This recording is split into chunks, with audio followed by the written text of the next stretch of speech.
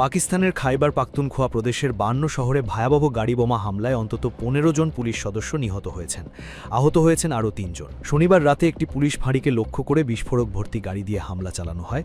এতে ফাঁড়ির ছাদ ধসে পড়ে এবং হতাহতের ঘটনা ঘটে। বিস্ফোরণের পর বন্দুকধারীরা পুলিশ সদস্যদের লক্ষ্য করে অতর্কিত গুলি চালায়। পরিস্থিতি নিয়ন্ত্রণে অতিরিক্ত নিরাপত্তা বাহিনী মোতায়েন করা হয়েছে।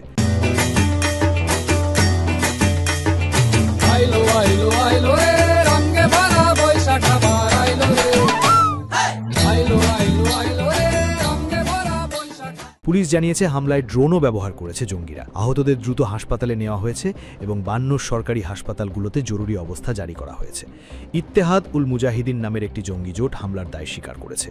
এ ঘটনার পর পাকিস্তান আফগান সীমান্তে নতুন করে উত্তেজনা বাড়ার আশঙ্কা দেখা দিয়েছে।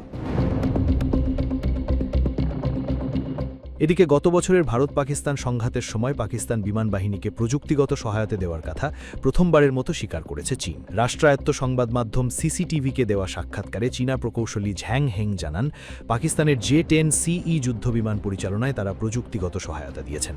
একই সঙ্গে সংঘাত চলাকালীন একটি ভারতীয় রাফাল যুদ্ধবিমান ভূপাতিত হওয়ার দাবিও সামনে এসেছে।